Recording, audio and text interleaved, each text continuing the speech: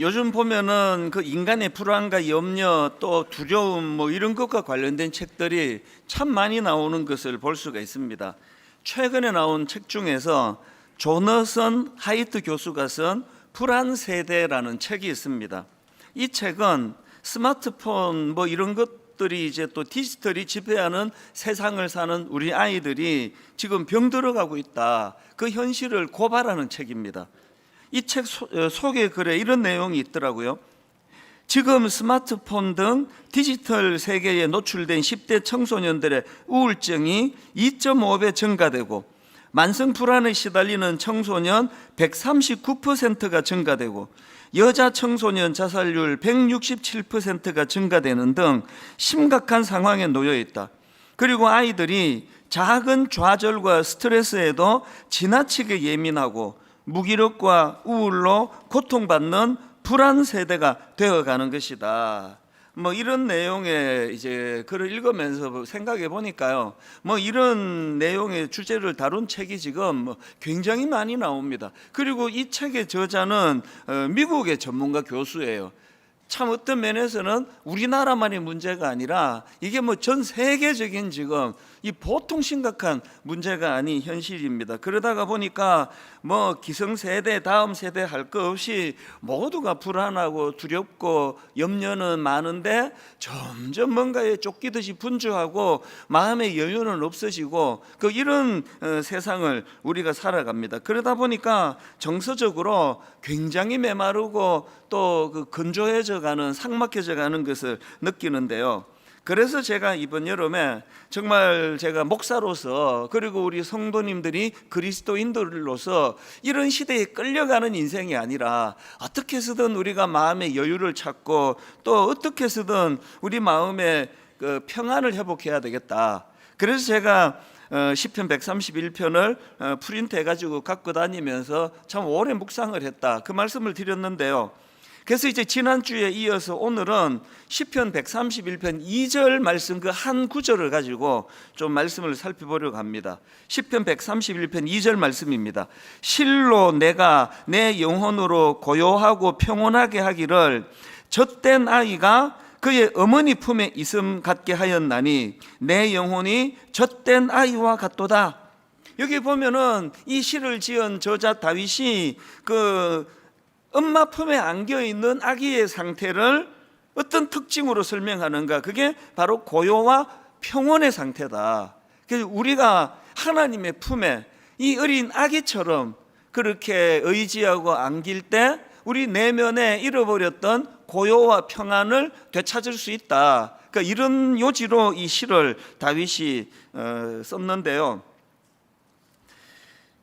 그 우리나라 원로 탤런트 중에서 전원일기 뭐 이런 것으로 유명한 여배우 그 김혜자, 사실은 이분이요 예수 잘 믿는 권사님이세요.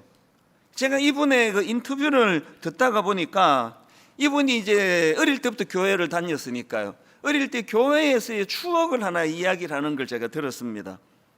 예전에 그 주일학교는요 뭐 거의 대부분의 교회가 마룻바닥이었습니다. 그래서 다 이제 주일학교는 신발 벗고 들어가는데요, 이거는 성경학교 같은 거 하면은 반드시 나오는 게 운동화 잊어버려요. 특히 새 운동화. 꼭 이 못된 놈들이 그 구멍난 고무신 신고 와가지고 새 운동화를 바꿔 신고 가버리는 겁니다.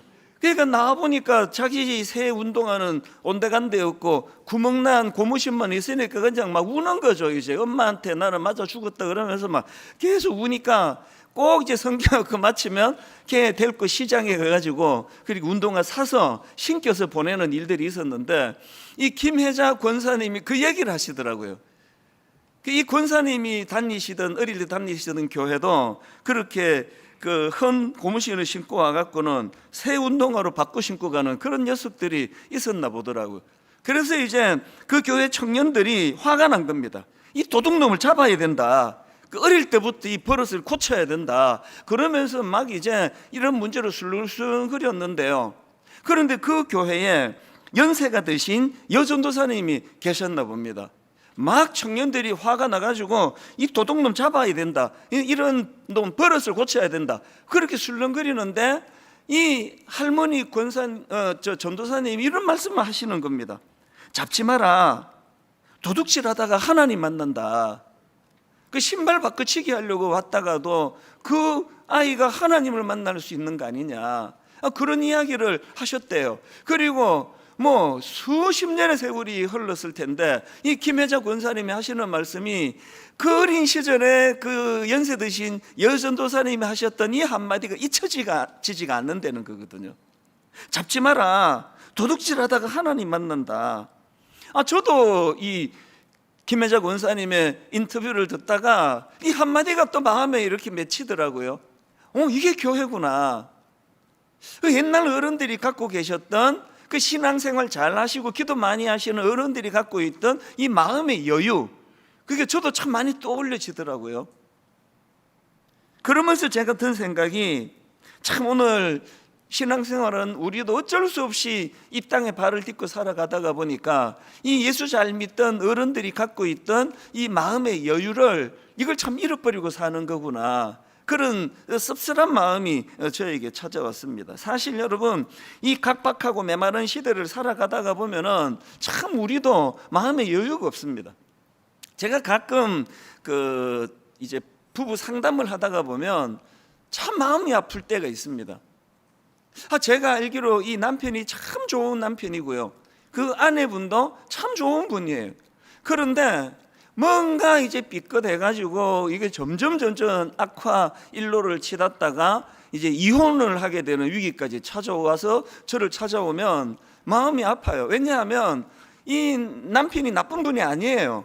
그런데 마음에 여유가 없다가 보니까 아내가 좀 뭘 투정하고 하는 이야기를 여유로울 때 잘 받을 수 있는데 그걸 잘 받지를 못하고, 또 반대 경우도 똑같습니다. 그 아내분이 참 좋은 분인데 아마도 뭐 그 정도로 심각하진 않아도 오늘 예배드리는 뭐 대부분의 성도님들이 참 좋은 분인데 그 마음에 여유가 없어서 자녀들을 대할 때도 저도 그래요. 제가 분당 우리 교회를 개척하던 그 해에 우리 큰아이가 초등학교를 입학했고 그 밑에 5살, 그 밑에 2살인데 제가 그때는 또 젊었고 막 교회를 개척하고 사람들이 막 몰려오다 보니까 집에 가면은 막 여유가 없었습니다. 그래서 눈 뜨면 설교 준비해야 되고, 눈 뜨면 설교 준비해야 되니까 애들이 오면은 자꾸 절로 가라 그러고 문 걸어 잠그고, 그랬던 게 참 마음이 아파요. 우리가 이 땅을 살아가면서 저분이 나쁜 분이 아닌데 그건 다 그 마음이 지금 너무 급하고 또 이 메마른 시대를 살아가는 현실이 그래서 그렇습니다. 그렇기 때문에 저는 이 시편 131편 특히 2절 말씀이요, 실로 내가 내 영혼으로 고요하고 평온하게 하기를 젖된 아이가 그의 어머니 품에 있음 같게 하였나니 내 영혼이 젖된 아이와 같도다. 이 고요와 평안, 그게 하나님이 주시는 선물인데 이거를 내가 되찾아야 되겠다, 그런 마음의 이런 소원을 가지고 우리가 이 말씀을 좀 살펴보면 좋겠습니다. 이 시편 131편을 지은 시인이 다윗이라고 말씀드렸는데요, 다윗은 이걸 기교를 가지고 쓴 게 아니고 자기가 정말 추구하던, 그래서 그 다윗의 삶을 보면은요 이 고요와 평온을 살아냈던 인물이다, 이렇게 말할 수가 있습니다. 예를 하나 들어보겠습니다. 사무엘상 16장에 보면은 다윗이 자기 아들 압살롬이 반역을 일으켜요. 여러 번 말씀드렸지만 아비로서 이것보다 더 절망이 있겠으며 이것보다 더 비참한 일이 있겠냐고요. 이게 사는 게 아닙니다. 그렇게 혼비백산에서 목숨을 살리겠다고 지금 도망가는 상황인데요, 안 그래도 지금 힘들어 죽겠는데 그 도망가는 여정에 그 시므이라는 굉장히 참 다윗에게 상처를 그냥 막 후벼 파는 짓을 하는 겁니다. 사무엘은 16장 5절 6절이 그 내용입니다. 다윗 왕이 바울임에 이름에 거기서 사울의 친족 한 사람이 나오니 게라의 아들이요 이름은 시므이라. 그가 나오면서 계속하여 저주하고 또 다윗과 다윗 왕의 모든 신하들을 향하여 돌을 던지니, 알고 봤더니 이 시므이는 사울 왕 가문의 사람인데요, 참 이런 부류의 사람이 비열해요. 다윗이 권력이 있고 힘이 있을 때는 막 찍소리도 못하고 그냥 요즘 젊은 사람들 말로 그냥 막 찌그러져 있다가 다윗이 이제 뭐 힘이 하나도 없어지는 건가 했더니 막 득달같이 나와가지고 막 돌을 던지면서 조롱을 하고 저주를 퍼붓는 겁니다. 그 다윗의 일행 그 신하가 뭐 그 격분하는 거죠. 그래서 그 일행 중 한 사람이 다윗에게 왕이시여 저 심의의 머리를 베게 해달라고, 아무리 우리가 급하지만 저런 놈은 살려두면 안 된다고 그랬더니요, 그거에 대한 다윗의 반응이 놀랍습니다. 뭐라고 말하는가 하니까 사무엘하 16장 10절과 11절입니다. 왕이 이르되 스루야의 아들들아 내가 너희와 무슨 상관이 있느냐, 자기 일에 나서지 말라는 거예요. 그러면서 다윗이 하는 말이 이겁니다. 그가 저주하는 것은 여호와께서 그에게 다윗을 저주하라 하심이니 내가 어찌 그리 하였느냐 할 자가 누구겠느냐고. 또 다윗이 아비새와 모든 신하들에게 이르되 내 몸에서 난 아들도 내 생명을 해하려 하거든 하물며 이 베냐민 사람이랴. 여호와께서 그에게 명령하신 것이니 그가 저주하게 버려둬라. 그리고는 이 12절 말씀이 놀랍다 못해 처절해요. 세 번역으로 보십시오. 혹시 주님께서 나의 이 비참한 모습을 보시고 오늘 심의가 한 저주 대신에 오히려 나에게 좋은 것으로 갚아주실지 누가 알겠어. 뭐 딴 거 다 뭐 분석 내버려 두더라도요, 지금 그렇게 아들이 쿠데타를 일으키고 도망가는 과정에서 이렇게 자기를 조롱하는 그 심의 앞에서도 다윗이 지금 오늘 자기가 노래한 시편 131편을 그대로 구현하는 거예요. 하나님 주신 그 마음의 고요와 평온을 빼앗기지 않았기 때문에 이렇게 반응할 수 있는 거 아니냐고요. 사람이 마음의 여유가 있을 때요, 뭐 아내나 남편이나 또 뭐 부모님이나 자녀나 뭐 교회에 누가 뭐라고 그렇게 상처를 주고 괴롭혀도요, 이렇게 다윗처럼 여유롭게 반응할 수 있는 거 아닙니까? 이게 참 멋지잖아요, 신앙인으로.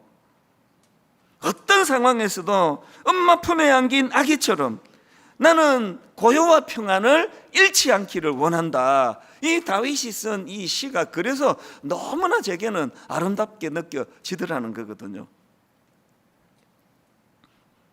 이 못된 심의를 상대하는 다윗의 모습에서 제가 놀라는 게요, 지금 그가 마음의 고요와 평온을 잃지 않으니까요, 그렇게 자기를 집요하게 괴롭히고 저주하는 심의 그를 상대하는데 다윗은 지금 그 심의와 자기 사이에 누구를 개입시켰냐고요? 하나님을 개입시키잖아요. 저 못된 말 속에도 하나님의 뜻이 있을지 내가 어떻게 아느냐. 이런 사람이 상처를 받겠습니까? 이런 다윗의 모습이 사무엘상 24장에도 나옵니다. 얼마나 자기를 죽이려고 괴롭혔던 사울 왕인데요, 어느 날 엔게디의 한 동굴에서 그렇게 자기를 집요하게 괴롭히던 사울을 죽일 수 있는 기회가 온 거예요. 모든 다윗의 부하들이 이건 뭐 하나님 주신 기회다, 이제 우리 모든 이제 고난이 끝날 것이라고 막 기대하는데, 놀랍게도 다윗은 그 사울 왕을 죽이지 않아요. 살려줍니다. 그리고는 사무엘상 24장 6절에서 자기가 왜 사울을 죽이지 않은 그 이유를 설명하는데 이것도 놀라워요. 사무엘상 24장 6절입니다. 자기 사람들에게 이르되 내가 손을 들어 여호와의 기름 부음을 받은 내 주를 치는 것은 여호와께서 금하시는 것이니 그는 여호와의 기름 부음을 받은 자가 됨이니라 하고, 지금 다윗이 보여주는 이 여유로움이요, 그렇게 한 10여 년을 쫓겨다니고 죽을 고생을 했던 다윗이지만, 다윗은 그 사울과 같은 일은 네 나한테 그랬니? 나도 복수할 거야, 이렇게 반응하지 않는 거예요. 저는 목회하는 제 목회 현장에서 또 가정에서, 여러분은 여러분의 직장에서, 여러분의 가정에서 하나님께 이거 구해야 돼요. 하나님, 다윗이 가지고 있는 이 여유로움을 허락해 주시기 원합니다. 그래서 제가 또 보복하고 그 사람은 또 더 크게 보복하고, 이런 악순환이 지금 이 시대, 또 정치를 보면은 저는 뭐 거의 절망이에요. 뭐 여당 야당 뭐 거의 절망이에요. 이런 관용을 가지고 정치하는 것까지는 기대를 하지 않는데요, 참 화가 나요. 모든 사람들 현수막 못 걸기 법으로 다 막아놓고 정치 구호만 허락을 하는 거 아십니까? 거기에 보면은 아침에 출근할 때 막 역겨워요. 이 시대 앞에 우리가 놀아나면 안 된다는 거거든요. 하나님, 저에게 여유를 주시기 원합니다. 그래서 때로는 남편이, 때로는 아내가 이 사람 왜 이러지? 이런 느낌이 올 때 그때 우리의 실력이 드러날 거 아닙니까? 웃으면서 넉넉하게 품어주는 이런 꿈을 꾸자는 거예요. 그래서 여러분, 우리가 이 시편 131편을 이번 2학기 동안에 좀 묵상하고 또 외우고, 그래서 좀 암기력이 되는 분은 1, 2, 3절을 통으로 다 외우시고, 저처럼 어릴 때 연탄가스를 많이 맡아가지고 절대로 잘 안 외워지는 분은 2절만이라도 외우죠. 2절. 그래서 하나님 앞에 하나님, 어떤 경우라도 내 영혼으로 고요하게 평온하기를, 젖된 아기가 그 엄마 품에 있음 같게, 이런 여유로움을 허락해 주시기 원합니다. 이게 이번 2학기에 우리 교회적인 이게 목표가 되기를 원합니다. 그래서 제가 이런 목표를 이루기 위하여 두 가지 실천 사항을 말씀을 드리겠습니다. 이거 원하시면요, 131편 2절을 원하시면 두 가지 실천해야 돼요. 하나는요, 첫째로는 하루에 단 10분만이라도 고요하고 깊은 묵상의 자리로 나아가셔야 돼요. 오늘 우리 시대는 너무 소란해요. 막 어떨 때는요, 막 올림픽 중계 듣다가도 볼륨 끄고 듣기도 해요. 막 설명도 막 너무 소란해요. 교회도 막 너무 소란해요. 우리 교회 같이 막 1부 다음 2부, 2부 다음 3부, 그래도 1만 성도 파송 운동 이후로 4부, 5부 없어서 천만다행이에요. 너무 소란해요. 막 교회도 시끄럽고 막 주차장도 시끄럽고. 그래서 우리가요, 자꾸 이 고요하고 깊은 묵상의 자리로 나가야 돼요. 이 본을 보여주신 분이 예수님이십니다. 예수님도 분주하셨습니다. 누가복음 4장 40절을 보십시오. 해질 무렵에 사람들이 온갖 병자들을 데리고 나오매 예수께서 일일이 그 위에 손을 얹어서 고치시니, 막 예수님 앞에서 나 목회하는 게 바쁘다 이 말 하면 안 됩니다. 막 온 그 병 잘 고치신다는 소문을 듣고는 원근 각처에서 환자들을 데리고 오셔가지고 쉬실 텀이 없는 밤 늦게까지 그렇게 병자들을, 환자들을 고치시는 일을 했던 주님인데요, 바로 그 다음 42절에 보니까 날이 밝음에 예수께서 나오사 한적한 곳에 가시니, 같은 내용을 다루고 있는 마가복음 1장 3절은 좀 더 구체적입니다. 새벽 아직도 밝기 전에 예수께서 일어나 나가 한적한 곳으로 가사 거기서 기도하시더니, 어떤 경우에도 예수님이 평정심을 잃지 않으시고, 어떤 경우에도 예수님이 그 악한 원수들을 절대로 신적인 권위 이거를 빼앗기지 않게 평정심을 가질 수 있었던 건, 뭐 예수님이니까 그렇지, 당연히 그렇죠. 그런데 그분이 보여주신 모범은 그게 그냥 막 일어나는 것이 아니라 주님이 애쓰시는 건 한적한 곳에 가시는 거예요. 조용한 곳에 가서 기도하고 묵상하는 이 일이 예수님을 그렇게 만들었다. 주님이 십자가 지시기 바로 전날 겟세마네 동산에서 땀방울이 핏방울이 되도록 그렇게 기도하고 집중하여 그렇게 하나님 앞에 의지하고 그랬더니, 그냥 잠이나 자고 졸던 베드로하고 결정적인 차이가 뭐였죠? 베드로는 혈기가 나가지고 막 말고라는 사람이 귀를 확 잘라버리고 붙이지도 못할 거면서 막 이렇게 막 엄벙덤벙 된 게 베드로고요. 평온한 가운데 당신이 걸어가시는 길을 걸어가신 거, 당연히 예수님이니까 그렇지 뭐 이러면 성경 읽을 이유가 없잖아요. 그것이 가능하도록 주님은 한적한 곳에서 묵상하시고 기도하셨다. 그래서 우리가 이것들을 노력을 많이 해야 됩니다. 그런가 하면은 여러분, 막 사람들이 열광하던 오병이어 기적, 막 왕을 삼자, 막 사람들이 뭐 군중심리라는 게 뭐 그런 거 아닙니까? 그거 뭐 그 밥 한 끼 해결해 줬다고 막 열광하니까 예수님이 막 짐 싸라, 여기 있으면 안 된다. 그리고는 한적한 곳으로 가셔서 또 기도하시는 모범을 제자들에게 보여주셨다는 거거든요. 이게 바로 멈춤의 정신이에요. 제가 아무리 힘들고 바빠도 새벽 묵상에다가 제가 모든 것을 거는 이유는 그 원천이 바로 이런 예수님의 모습 아닙니까? 뭐 그냥 뭐 개척하고 지금까지 22년 동안에 뭐 한순간도 쉴 수 없이 달려갔던 분당 우리 교회지만 제가 번아웃 되지 않은 건요, 새벽이 있었기 때문이에요. 저는 너무너무 감사한 게 회복이 그렇게 잘 돼요. 막 어제까지 지치고 막 이제 은퇴하면 얼마 남았지 막 이러고 잤는데 이제 힘내야지 그러고 또 괜찮고 그건요 회복력이에요. 왜? 새벽이라는 쿠션이 있기 때문이에요.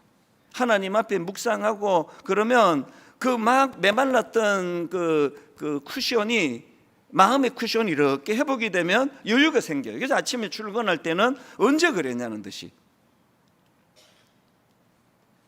얼마 전에 그저께 부천에서 호텔에 화재가 났는데 너무 가슴 아픈 일이 일어났잖아요. 많은 사람들이 다치고 죽고 그랬는데 그 중에서도요 7층에 투숙해 있던 투숙객이 보니까 에어매트가 깔려 있으니까 그래서 이제 안심하고 뛰어내렸더니 불행하게도 뭐가 잘못 작동이 됐는지 그만 그렇게 2명이나 죽었잖아요.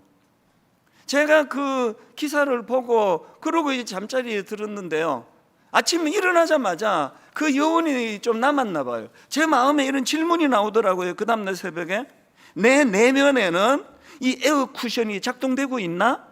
멀쩡한 그 에어 매트였는데 겉보기는 멀쩡한 목사인데 멀쩡하게 설교하고 뭐 할 일 다 하는데, 그런데 내 영혼의 에어 쿠션은 이게 지금 작동이 되고 있나? 굉장히 제 마음에 심각한 질문이 나오더라고요. 여러분, 우리 2학기에는요 전 교회적으로 이거 점검하자고요. 분주하고 바쁘게 막 봉사하고 이거 좋은데요, 내 영혼의 에어 쿠션은 작동되고 있나? 다윗처럼? 사실 지난주 설교하고요 몇 사람한테나 이 질문을 받았습니다.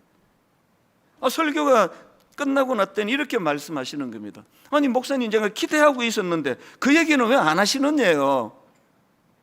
무슨 얘기예요? 그러니까 그 얘기가 뭐냐면은, 아니 목사님이 꼭 2학기에 복귀하시면 이제 이렇게 달려가자, 저런 목표를 가져가자 뭐 그런 말씀을 꼭 주셨는데 그 얘기를 안 하시더라는 거예요. 그래서 제가 지난주 내내 반성을 많이 했습니다. 아니 이 성도님이 날 기다리는 건 맨날 막 과업수행, 막 달려가자, 막 꿈꾸자, 막 이런 것들이었구나. 여러분들 분명히 말합니다. 이번 2학기는 멈추자가 목표예요. 목표. 멈추자고요. 요즘에 저는요 이제 젊은 목사님들을 만나면 그 새벽 묵상하라는 전도사가 됐어요. 지난주에도요 이제 1만 성도 파송 운동 끝나고 저희가 이제 꿈 넘어 꿈 프로젝트를 해서 참 좋은 교회들이 이제 이 영향이 있더라고요. 인터넷으로 제 설교를 듣다가 그 인근에 있는 그 교회를 찾아가는 경우들이 생각보다 많더라고요. 그래서 참 좋은 시간을 가졌는데, 헤어지기 전에 제가 그 찾아온 목사님들한테 이 부탁을 또 드린 거예요. 목사님들, 저는 분당 우리 교회 개척하고 22년 동안 저는 잠자리에 들어가는 게 너무 행복한 사람입니다. 왜냐하면 뭐 목회가 잘 되고 오늘 신나는 일이 있어서가 아니고, 제가 잠자리에 들어가는 게 그렇게 행복한 것은 이제 내일 새벽에 내가 또 주님과 묵상하는 시간이 있구나, 새벽을 기다리니까 나는 너무 행복합니다. 우리 목사님들 개척하고 분주한 거 아는데 꼭 새벽 묵상 이거 놓치시면 안 됩니다. 그렇게 당부를 했더니 바로 그 다음날 아침이에요. 거기 참석했던 목사님 한 분이 저한테 이런 그 글을 되게 보내주신 거예요. 내용을 한번 들어보세요. 목사님, 좋은 아침입니다. 어제 목사님을 뵌 후에 다시 마음을 여미게 되는 시간이었습니다.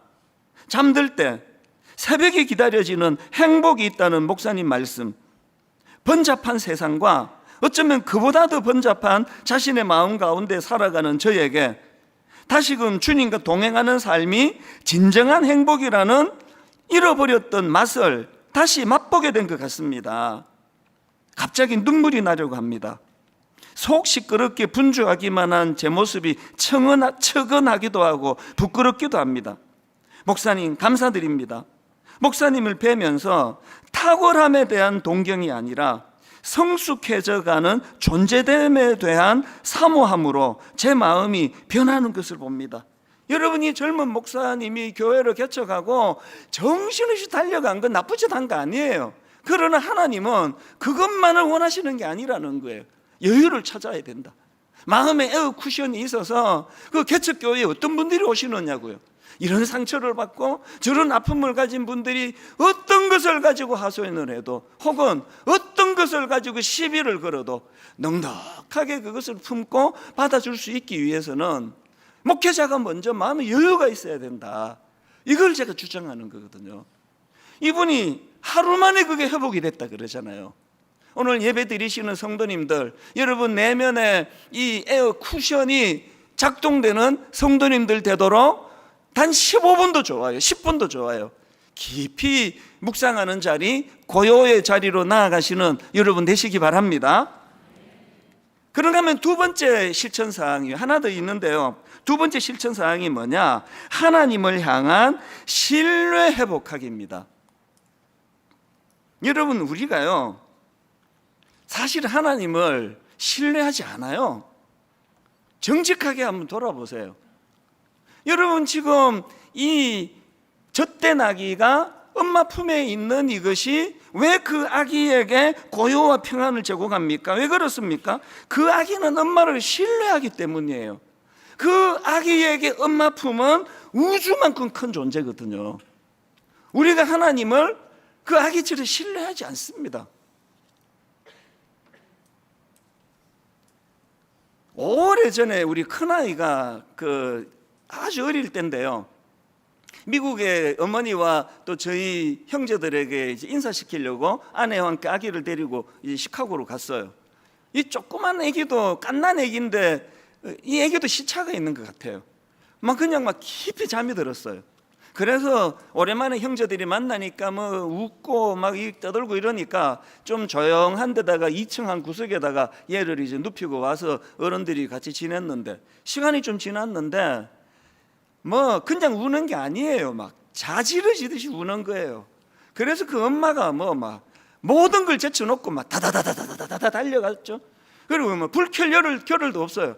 애기를 덥석 안았어요. 조용해졌어요. 불 안 켜도 됐더라고요.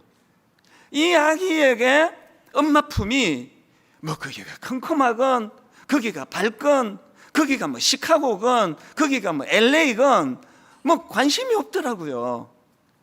여러분, 그 젖된 아기가 엄마 품에 있는 걸 왜 다윗이 고요의 상태다, 이게 바로 평온의 상태다. 그 엄마에 대한 신뢰 아닙니까? 우리는 하나님에 대한 이런 신뢰가 없습니다. 제가 이번에 이 말씀을 준비하면서 마가복음 4장을 많이 묵상을 했는데요, 여기 보면은 이제 제자들이 예수님과 함께 배를 타고 가다 풍랑을 만나요. 이게 얼마나 치명적이었는지, 자, 마가복음 4장 36절 37절입니다. 그들이 무리를 떠나 예수를 배에 계신 그대로 모시고 가며 다른 배들도 함께 가더니 큰 광풍이 일어나며 물결이 배에 부딪혀 들어와 배에 가득하게 되었더라. 그래서 이게 얼마나 심각했던지 예수님을 깨웁니다. 38절. 예수께서는 곤물에서 베개를 베고 주무시더니 제자들이 깨우며 이르되 선생님이여, 우리가 죽게 된 것을 돌보지 아니하시나이까니. 그랬더니 39절. 예수께서 깨어 바람을 꾸짖으시며 바다더러 이르되 잠잠하라 고요하라 하시니 바람이 그치고 아주 잔잔하여지더라. 이 내용 다 아는 유명한 내용인데요, 제가 새삼 두 가지 흥미로운 걸 발견을 했습니다. 발견했다기보다 새삼 이것이 제 마음에 와닿았는데요, 먼저는요, 지금 예수님이 두 대상을 꾸짖고 계세요. 하나는 먼저 근원적인 외적인 문제를 해결하기 위하여 풍랑을 잠잠하라라고 꾸짖으셨고요, 그리고는 제자들을 꾸짖으세요. 그런데 여러분, 동의가 되세요? 그렇게 삼킬 듯이 지금 풍랑이 불어오는 그 바닷가에서 두려움을 느끼지 않는다면 그게 오히려 이상한 거지. 두려움을 느끼는 제자들이 잘못했냐고요. 지금 그걸 꾸짖고 계시거든요. 인간은 두려움을 느끼는 존재예요. 왜 예수님이 그걸 꾸짖고 계시느냐? 그게 그들이 두려워해서 꾸짖는 게 아니고요, 예수님의 꾸지람의 포인트는 다른 데 있더라고요. 여러분, 자, 성경을 한번 보십시오. 그게 바로 마가복음 4장 38절입니다. 제자들이 뭘 꾸짖는가 하면은 예수께서는 고물에서 베개를 베고 주무시더니 제자들이 깨우며 이르되 선생님이여, 그 다음 보세요. 우리가 죽게 된 것을 돌보지 아니하시나이까. 지금 제자들이 현실을 과장하고 있는 겁니다. 뭘 꾸지람하시느냐고요? 그 배에 누가 타고 계시느냐고요? 예수님이 계시잖아요. 예수님이 탄 그 배가 망할 수 있느냐고요? 예수님이 계신 그 배가 침몰할 수 있느냐고요? 없잖아요. 그걸 꾸짖는 거예요. 여러분, 힘든 거 다 알아요. 얼마나 힘드세요? 그러나 여러분, 망하지 않아요. 예수님이 계시는 우리가 어떻게 망할 수 있느냐고요. 그걸 꾸짖고 계시다니까요. 그런가 하면은요, 흥미로운 게 하나 더 있습니다. 여기 보면 제자들이 두려움에 빠지는데요, 이 제자들이 경험한 두려움이 두 종류예요. 이걸 왔다 갔다 해요. 자, 제자들이 경험한 첫 번째 두려움은 현실적인 두려움입니다. 풍랑으로 인한. 자, 38절을 다시 보십시오. 예수께서는 고물에서 베개를 베고 주무시더니 제자들이 깨우며 이르되 선생님이여, 우리가 죽게 된 것을 돌보지 아니하시나이까. 막 죽음의 공포가 몰려올 만큼 두려움에 빠졌어요. 이게 첫 번째 그들이 경험한 두려움이고요. 그런가 하면 두 번째 그들이 경험한 두려움은 예수님에 대한 두려움이에요. 41절입니다. 그들이 심히 두려워하여 서로 말하되 그가 누구이기에 바람과 바다도 순종하게 하였는가 하더라. 이 지금 예수님에 대한 경외심을 두려움으로, 그 경외가 두려움이거든요. 처음에 풍랑으로 현실로 두려워했던 그들이 예수 그리스도의 일하심을 경험하고는 두려움의 대상이 풍랑에서 예수님으로 바뀌게 됐다는 것입니다. 인간은 두려워하는 존재예요. 그래서 제가 신방 가가지고요, 권사님 좀 두려워하지 마세요, 그러면 저는 자격도 없는 목사예요. 인간은 두려워하는 존재예요. 두려워하지 말라 한다고 두려움이 없어지지 않아요. 그렇기 때문에 여러분, 두려움을 없앨 수 없다면 두려움의 대상을 바꾸자고요. 두려움의 대상을. 맨날 현실 앞에 풍랑 하나 없어지면 그 다음 더 센 거 오고, 이것 좀 없애달라고 하는 그 두려움을 근원적으로 없애주시는 예수 그리스도를 두려워하자는 거예요. 경외, 함부로 대하지 않고. 저는 오늘 말씀의 결론을 이렇게 맺기를 원합니다. 간혹 이제 남자 성도님이 상담을 요청하면요, 그건 굉장히 심각한 경우가 많습니다. 남자들은 내색을 잘 안 하거든요. 이번에 여름이 바로 시작되는 그 즈음에 너무나 절박한 남자 성도님을 제가 만났거든요. 제가 그날 또 지방으로 내려가는 스케줄이 지금 짜여 있어가지고 시간을 한 1시간 정도밖에 낼 수가 없는데 이분의 사연은 막 계속되는 겁니다. 그래서 제가 잘 이렇게 이제 정리를 하고 이제 빨리 기도해 드리고, 저는 이제 다음 일정이 있어서 가야 되는데, 그래서 이제 잘 정리해 드리고 기도하자고.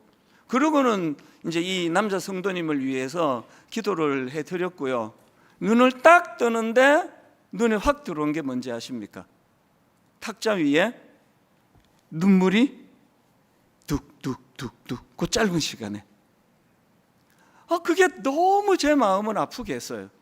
그래서 제가 집사님, 제가 지금 지방에 가야 되는 것 때문에, 그래서 제 마음으로 이분을 내가 정말 도와드려야 되겠다, 그렇게 마음으로 다짐한 게 이게 여름이 시작되던 즈음인데요. 그리고 지금까지 연락도 못 드렸어요. 왜? 이거 끝나면 그 다음 누구, 그 다음 누구 끝나면 또 그 다음, 그 다음 끝나면 또 지방 갔다 불이 나게 올라오면 또 그러니까 이제 분당 우리 교회를 제가 겪으면 요즘만큼요, 보통 교구 목사님, 전사님들이 가서 기도해 드리면 대략 정리가 다 돼요.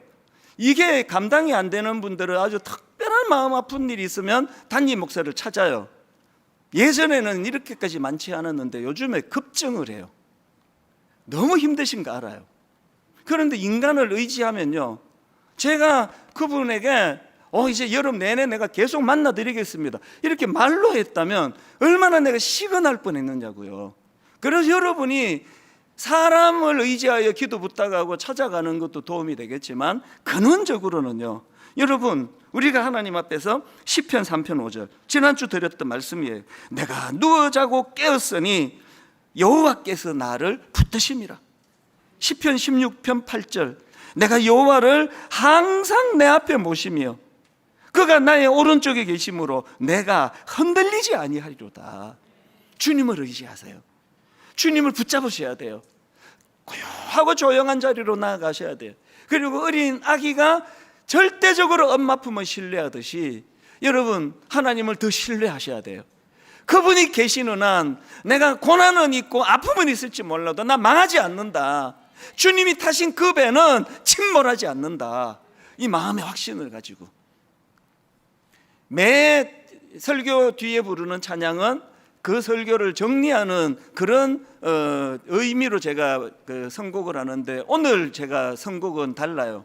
실질적으로 여러분 마음의 치유를 위해서 제가 이 찬양을 골랐는데요, 찬송가 413장입니다. 내 평생에 가는 길 순탄하여 늘 잔잔한 강 같은지. 참 이런 평온한 때가 있잖아요. 그러나 인생은요, 그 다음 가사 큰 풍파로 무섭고 어렵든지 어떤 상황이든지 나의 영혼은 늘 편하다. 2절에 보니까 저 마귀는 우리를 삼키려고 입 벌리고 달려와도, 이게 우리 시대 아닙니까? 아까 서두에 말씀드렸듯이 그 어린 청소년들이 우울증이 급증을 하고, 여자 청소년 나이 자살하는 애들이 급증을 하고, 그 통계를 보면서 이 가사 그대로예요. 저 마귀는 우리를 삼키려고 입 벌리고 달려와도. 그런데 여러분, 그 다음 가사를 보니까요, 주 예수는 우리의 대장되니 끝내 싸워서 이기리라. 뭘 위해 싸웁니까? 내 마음의 평온, 내 마음의 고요를 뺏기지 않으리라. 이거를 위하여 끝내 싸우리라예요. 오늘 우리 찬양 같이 부르실 때 실제적으로 오늘 예배 가운데 여러분을 만져주시고 치료해 주시고 싸매어 주시는 그 은혜를 이 시간에 이 자리에서 여러분이 경험하셔야 됩니다. 우리 같이 이 찬양 불러보겠습니다. 치유와 회복으로 인하여 내 영혼 잠잠히 보혜사 성령님께서 너 많이 지쳤구나, 참 많이 힘들었구나, 어디서 그 상한 마음을 치료함 받겠니? 보듬어 주시는 성령님의 은혜를 이 시간 사모하셔야 됩니다. 큰 소리로 기도하지 않으셔도 우리의 아픔을 아세요. 이렇게 좋은 배우자를 만나서 가정을 이룰 때 이렇게 삐끗삐끗 거리는 일은 절대 없을 줄 알았는데, 아들을 낳고 딸을 낳고 이 아이만큼은 내가 어떤 경우라도 내가 잘 키울 자신이 있다고 그렇게 시작한 자녀 교육이었는데 너무 당황스럽고 난감한 일이 찾아오고 부부간에 자꾸 오해가 생기고 점점 이제 부모님과도 대화가 잘 안 되고, 그래서 점점 우리의 심령이 메말라 가다 보니까 원래 이런 사람이 아닌데 자꾸 건조해지는 거거든요. 오늘 성령의 단비가 촉촉히 적셔지는 이 은혜를 사모하셔야 됩니다. 조용히 반주를 들으시면서 여러분, 우리가 아직 내 심장이 뛰는 그곳에 손을 얹고 하나님, 저 죽지 않았습니다. 아니 어떻게 예수님이 타고 계신 배가 망할 수가 있겠습니까? 우리는 망하지 않습니다. 망할 수가 없습니다. 우리 입술을 벌려 잠잠히 작은 소리지만 하나님 앞에, 하나님 저 힘들어요, 하나님 저 지쳤습니다, 하나님이 힘 주셔야 되는데 하나님 회복의 은혜를 주시기 원합니다. 우리 입술을 벌려 성령님의 사모한 그 은혜를 사모하며 우리 합심해서 나직하게 조용하게 그러나 진지하게 하나님 앞에 은혜를 구하며 기도하는 시간을 갖겠습니다. 오 하나님 아버지, 우리 평생에 가는 길이 늘 순탄하기만 하고 우리 평생에 가는 길이 늘 잔잔한 강 같은 이런 삶을 원하는데, 하나님 때때로 원치 않는 풍랑이 찾아옵니다. 무섭고 두렵고 어려워 마음이 무너질 때가 참 많은 게 인생입니다. 오늘 하나님, 여전히 나는 살아있고 하나님 은혜를 경험하고 느끼고 있고 보혜사 되시는 성령님 내 마음을 치료해 주실 것을 우리가 소원하고 확신하며 이 시간 은혜를 구합니다. 이렇게 고백하기를 원합니다. 선포하기 원합니다.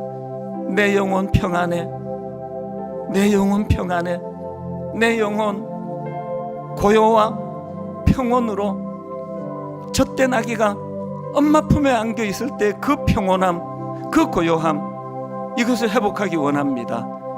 하나님 은혜로 인도하여 주시옵소서. 하나님 아버지, 이 시대가 너무너무 버겁습니다. 우리를 삼키려고 달려드는 악한 세력들이 얼마나 집요하게, 얼마나 지능적으로 우리와 우리 가족과 우리 자녀들을 엄습하고 있는지 모르겠습니다. 손을 쓸 수가 없는데, 그래서 아버지 두려워 잊고 있었는데, 내가 싸우는 것이 아니라 우리의 주님이 대장 되신다는 사실, 주님이 우리를 대신하여 싸워주신다는 사실, 주님이 우리 가정의 배에, 주님이 우리 인생의 배에 타고 계시는데 어떻게 우리 인생이, 우리 가정, 우리 자녀가 망할 수 있겠느냐는 이 사실을 우리가 입술로 선포하기를 원합니다. 그래서 하나님, 어떤 경우라도 끝내 싸워서 내 심령의 이 고요함, 내 심령의 평온은 빼앗기지 않도록 몸부림치며 싸워내겠습니다.